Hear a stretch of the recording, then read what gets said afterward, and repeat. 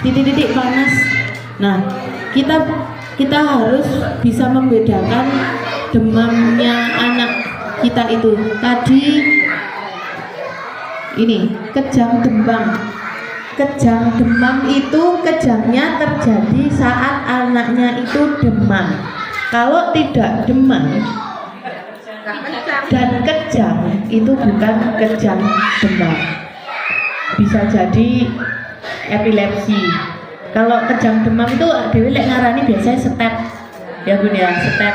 Dan kejang demam setiap anak itu titiknya beda-beda. Ada yang 38 derajat anaknya sudah kejang, ada yang sampai 40 derajat enggak kejang. Itu terus ada faktor itu apa ya? Iya, ada. Dan kejang demam itu terjadi pada usia 6 bulan sampai 5 tahun. Di luar usia itu, apabila saat demam terus terjadi kejang, itu perlu pemeriksaan. Terus seperti tadi itu, kenapa saat kejang apa yang dilakukan? Itu salah satunya ada video. Iya, itu masuk karena video saat anak kejang waktu demam itu yang akan menjadi dasarnya dokter juga. Kejangnya itu kejang lokal atau enggak, kan kejang demam itu biasanya semua ya. Ciri khas kejang demam adalah demamnya mendahului kejang. Jadi demam dulu baru kejang, bukan kejang dulu baru demam ya. Panas dulu baru kejang. Bisa saat anak kumang panas terus kejang, bisa saat turun. Jadi mari panas terus turun, tapi bukan jangka panjang loh ya. Turunnya maksudnya wis mari baru kejang, enggak. Jadi pas panas itu bisa kejang, atau saat setelah turun. Dan ciri khas kejang demam itu enggak lama, dan setelahnya dia akan sadar kembali. Kalau enggak sadar enggak normal kembali, itu berarti ada sesuatu yang salah di situ. Jadi kejang demam itu kemarin kalau dokter anaknya bilang itu sebenarnya hal yang biasa apabila dia masih di dalam konteksnya. Maksudnya konteksnya usianya antara 6 sampai 5 tahun. Terus dia kejang saat demam. Kalau nggak demam berarti bisa epilepsi, bisa apa. Terus kalau 6 sampai 5 di atas usia itu kejangnya berarti ada pemeriksaan lebih lanjut. Seperti itu, bukan kejang demam. Jadi kemarin yang bilang itu bukan sesuatu yang mengkhawatirkan sih kejang demam. Tapi kalau kita tidak tahu kan mesti pedih. Kalau anak dhewe wis bayi, urung iso ngomong, terus panas, terus kejang-kejang lah, kita kan nggak paham, jadinya malah takut. Ya ending-endingnya nang rumah sakit jarene Bu Nancy. Padahal dari sana dari rumah, oh nggak apa-apa, ini karena efeknya panas mesti nek ngono ya. Ya. Terus penyebab kejang demam adalah demam yang terjadi secara mendadak. Kemarin dia bilang Bu ya, titik puncak kejang demam anak itu beda-beda. Ada yang 38 sudah kejang, 39 kejang, ada yang 40 enggak kejang. Dan tidak semua anak kalau demam mengalami kejang. Tidak semua anak.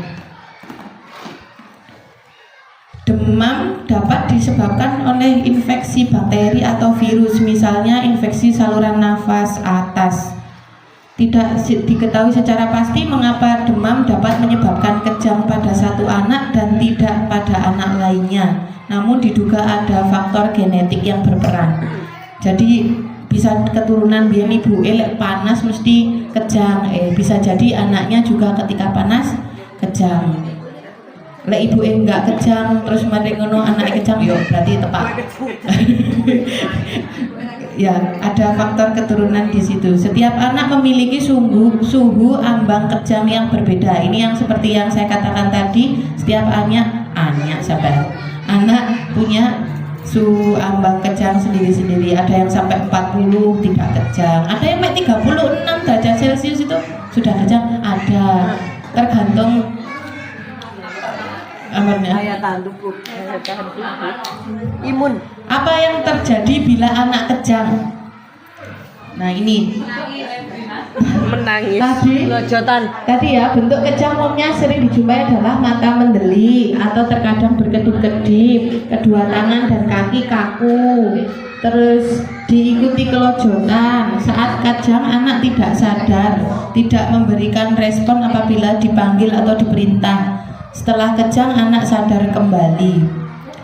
Itu ya, kemarin yang ditekankan mesti kejangnya itu umumnya kejang demam akan berhenti sendiri dalam waktu kurang dari 5 menit dan tidak berulang lebih dari 1 kali dalam 24 jam. Lelek marino kejang, sadar, kejang meneh, sadar, kejang. Wi perlu pemeriksaan lebih lanjut karena tidak berulang lebih. Pengukuran tinggi badan dan juga berat badan, lingkar kepala dan juga lingkar lengan. Sebelum kita melakukan pengukuran, pastikan stadiometernya berada di tempat yang datar, kemudian menempel di dinding, pastikan tidak gerak-gerak. Setelah itu, jika sudah benar, kita perlu 2 orang untuk melakukan pengukuran. Yang satu di sebelahnya Bu Eni bisa dibantu ya. Nah, yang satunya di depan. Tujuannya apa Bu? 1 orang memastikan 5 titik anak tersebut sudah menempel. Anak-anak tidak ada yang memakai penjepit maupun ikat rambut dan lain sebagainya ya. Termasuk alas sepatu maupun kaos kaki dilepas semua. Oke, ayo adik Hana berdiri dengan tegak, tumitnya menempel di belakang, betis menempel, pantat, punggung dan juga kepala. Adik Hana, hadap depan dong. Oke, silahkan ditarik, seret. Oke, ada yang membaca. Itu yang dibaca adalah tepat pada garis tengahnya itu Bu. Itu ada panahnya.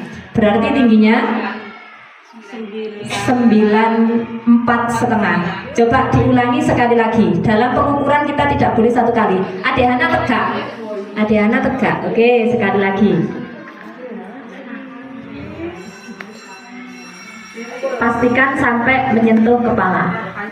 Oke, 94,5. Tepuk tangan untuk adik Hana. Yuk, sekarang kita lakukan penimbangan. Yang pertama kita cari tempat yang datar dulu. Kita pastikan dengan menekan 4 ujung jari, 4 ujung timbangan. Pastikan timbangannya dalam posisi 0. 1, 2. Pastikan posisinya benar-benar 0. Oke. Nah, saat menimbang, pastikan anak menggunakan pakaian yang seminim mungkin juga. Nah, ditaruh sebentar ya, Adik Hana ya. Oke, Adik Hana silahkan naik. Posisinya di tengah, agak ke tengah sedikit. Oke. Kaki lurus, tangan lurus, hadapnya ke depan. Adik, hadap ke depan. Oke. Kita lihat ada 12,30 beratnya Adik Hana. Terima kasih Adik Hana, turun dulu sebentar.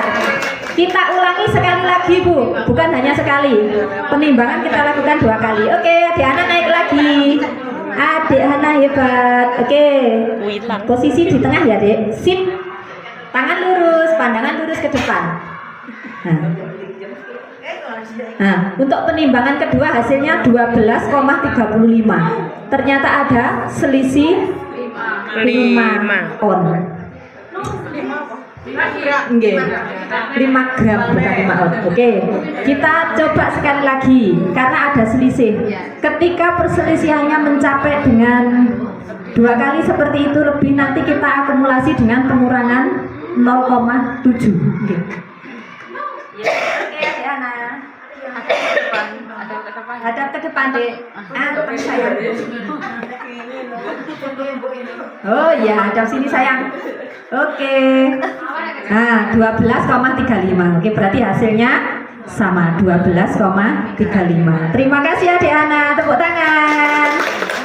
Selanjutnya sini Dek, sekali lagi Dek. Belum ya Dek? Wah, Bunda punya lagi. Ini adalah untuk mengukur lingkar lengan anak. Wah, sip, ini Adik Ana pakai baju pendek. Yuk Mbak Ika silahkan. Di bawah ya Dek. Oke Adik Ana, kita ukur dulu dari ujung bahu ke ujung siku. Sip, Adik Ana pointer. Nah, ini ada 17,5. 17,5. Hah? 18. Bu pinjam pulpen. Ada 18, berarti separuhnya adalah 9. Boleh kita kasih titik. Biasanya anak-anak senang Bu kalau dikasih titik. Katanya di stempel Bu Guru. Oke, kita ambil. Oh iya, 8.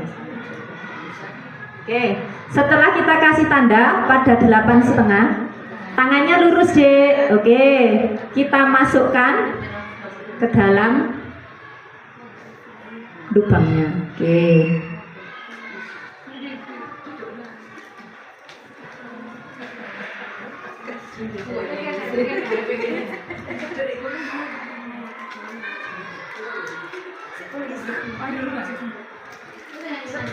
Kan sama. Oke, kita geser sedikit, putar sedikit ke sini, Mbak Ika, biar kelihatan. Nah, pastikan posisi ini posisi panah di depan pembaca, biar kita lebih mudah. Nah, agak digeser ke atas dan ke bawah sebentar. Pastikan tidak terlalu kencang dan juga tidak terlalu kendor.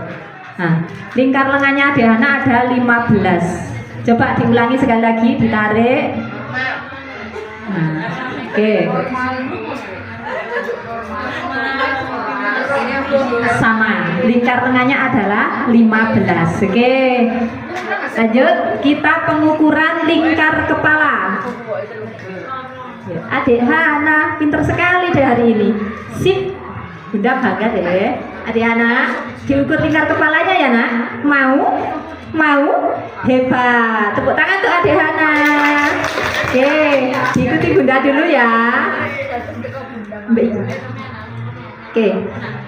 Untuk pengukuran lingkar kepala bisa kita gunakan pita lingkar kepala, bisa juga kita gunakan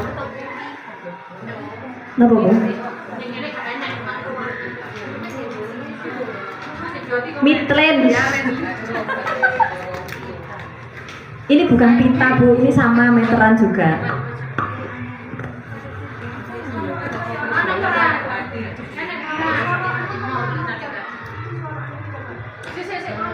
Untuk alat ukur yang di lingkar kepala itu ada sendiri ya. Ini untuk lingkar lengan.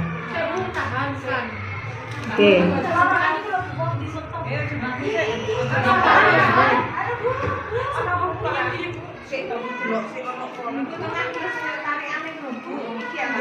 Oke. Ayo, kita pastikan berdiri tegak sayang. Mbak Hana lihat depan. Oke. Kita ambil di atas alis. Nah, nandure alis kita lingkarkan. Di atasnya telinga. Kok munggah?